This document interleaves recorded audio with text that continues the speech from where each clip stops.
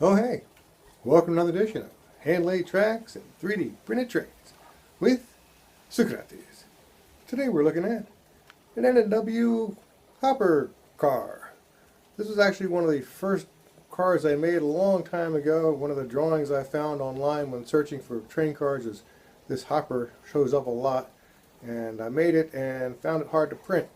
And eventually I went back to it and sort of improved it and finally got it to print properly, and I made it sort of a version with the flat top and a version with the bump top, and it was okay. It's kind of boring again.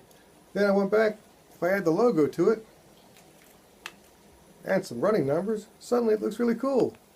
So I got, in this case I used an aggregate or stone load because I figured the black coal would sort of blend in too much. But it's a black car, so I make it black. And the N&W with a running number, I have a bunch of running numbers. Don't really remember how many at the time. How many? That's many. And you can print them up. It's just a simple two-color print, and it runs empty as well, so it's got a nice inside open. You do need to print with support to make it print out all right. And the little load goes nicely on top. You can print that in various colors if you want as well.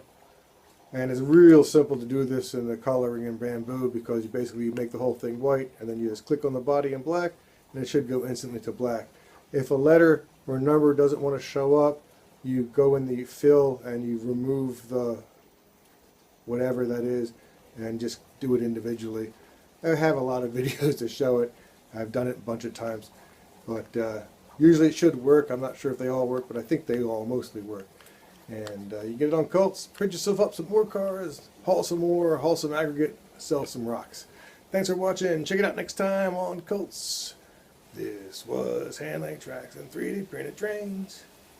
I made an N&W ore car. It looks pretty insane, and that rhymes with trains. I'm pretty sure it does. Hey, the song's getting better. Not this one, but other ones.